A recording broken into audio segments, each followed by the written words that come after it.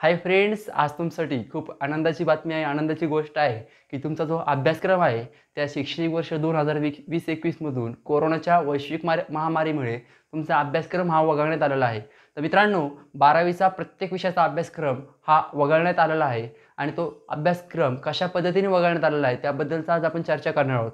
तर मित्रांनो, आपण आपल्या चॅनलमध्ये इकॉनॉमिक्सचा जो अभ्यासक्रम कमी केला आहे त्याबद्दलचा व्हिडिओ पोस्ट केलेला आहे। आज आपण मित्रांनो आपल्या वाणिज्य संघटन व व्यवस्थापन या विषयाचा कोणकोणता अभ्यासक्रम कमी केलेला आहे ह्याबद्दल मित्रांनो आज चर्चा करणार आहोत। मित्रांनो, याच्यावर तुम्हाला एक गोष्ट लक्षात येणार आहे, तुम्हाला अभ्यास कसा करावा याबद्दलची माहिती ह्या आजच्या लेक्चरमधून मित्रांनो तुम्हाला मिळणार आहे।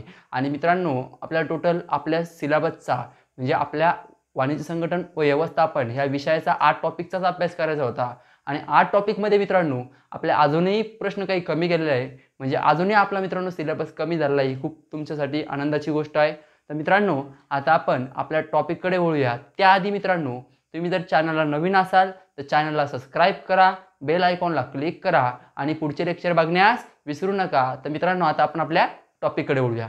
तर बघा मित्रांनो, आपलं वाणिज्य संघटन व व्यवस्थापन या विषयामध्ये आपण टोटल 8 टॉपिकचा अभ्यास केला होता आणि 8 टॉपिकचा अभ्यास करत असताना आपल्या 8 टॉपिकमधील कोणकोणते प्रश्न कमी झालेले आहेत त्याबद्दल आज आपण डिस्कस करणार आहोत। मित्रांनो, हे प्रश्न फक्त ह्या वर्षापुरतेच कमी झालेले आहे। ह्या वर्षी जे विद्यार्थी 12वीला आहेत त्यांच्यासाठीच हे क्वेश्चन कमी होणार आहे। पुढच्या वर्षी मित्रांनो आपला जो रेग्युलर अभ्यासक्रम आहे तो अभ्यासक्रम असणार आहे। कोरोनाच्या वैश्विक महामारीमुळे कोविडच्या वैश्विक महामारीमुळे हा सिलेबस हे क्वेश्चन कमी करण्यात आलेले आहे। तर बघा मित्रांनो, आता आपण आपल्या प्रकरणाचं नाव आणि आपला प्रकरण किती नंबर पानावर आहे आणि त्यातला कोणता घटक कमी केलेला आहे ते आपण बघूया। तरी मित्रांनो, तुम्ही एकदा याचा स्क्रीनशॉट काढून घ्या आणि एकदा हे वहीमध्ये नोट डाऊन करून घ्या। तुमच्यासाठी खूप आणि खूप IMP असणार आहे। त्याला पहिली गोष्ट म्हणजे IMPचं करून ठेवा, IMP। बघा मित्रांनो, आता आपण आपल्या अभ्यासक्रमाकडे वळूया।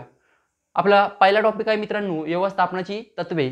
मित्रांनो, ह्या टॉपिकमध्ये आपल्याला पान नंबर 3 वरील व्यवस्थापन तत्वाचे महत्त्व हा पॉईंट आपला वगळलेला आहे। पान नंबर 3 वरील व्यवस्थापन तत्वाचे महत्त्व हा पॉईंट आपला वगळलेला आहे। त्यानंतर मित्रांनो, आपलं पान नंबर 10 वरील शास्त्रीय व्यवस्थापनाची तत्वे हा पॉईंट सुद्धा वगळण्यात आलेला आहे। तरी मित्रांनो, तुम्हाला हे पॉईंट्स HSC परीक्षेतून वगळण्यात आलेले आहे, पण तुम्हाला याचा अभ्यास तुमच्या ओरल एक्झामिनेशन म्हणजे तुमची जी 20 मार्काची ओरल परीक्षा होती त्यासाठी या प्रश्नाचा अभ्यास तुम्हाला करायचा आहे, पण तुमचे हे प्रश्न HSC मध्ये तुम्हाला विचारले जाणार नाही। त्यानंतर मित्रांनो, आपला 3 नंबर टॉपिक आहे उद्योजकतेचा विकास। त्यामधील मित्रांनो पान नंबर 44 वरील यशस्वी उद्योजकाचे गुण। मित्रांनो, हा क्वेश्चन प्रतिवर्षी परीक्षेला विचारला जात होता आणि तोच क्वेश्चन मित्रांनो यावेळेस रद्द केलेला आहे। हा क्वेश्चन मित्रांनो तुम्हाला HSC परीक्षेला विचारला जाणार नाही, फक्त मित्रांनो याचा अभ्यास तुम्हाला आपल्या ओरल परीक्षेसाठी करायचा आहे। त्यानंतर मित्रांनो, आपला 4 नंबर टॉपिक आहे व्यवसाय सेवा। व्यवसाय सेवामधील पान नंबर 83 वरील वाहतूक। मित्रांनो, वाहतूक हा पॉईंट पूर्णपणे वगळण्यात आलेला आहे। मग त्यामध्ये वाहतुकीचे प्रकार असू द्या, वाहतुकीची वैशिष्ट्ये असू द्या, वाहतुकीचे फायदे तोटे असू द्या, वाहतूक हा मुद्दाच मित्रांनो वगळण्यात आलेला आहे। पण मित्रांनो याचा अभ्यास तुम्हाला ओरलसाठी करायचा आहे। त्यानंतर पान नंबर 91 वरील संप्रेषण, त्याचा हा पण भाग मित्रांनो वगळण्यात आलेला आहे। संप्रेषणाचे महत्त्व, वैशिष्ट्ये, फायदे तोटे हा पूर्ण ग्रुपच मित्रांनो वगळण्यात आलेला आहे संप्रेषणचा।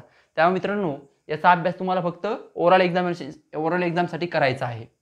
त्यानंतर आपला 6 नंबर टॉपिक आहे मित्रांनो व्यवसायाची सामाजिक जबाबदारी।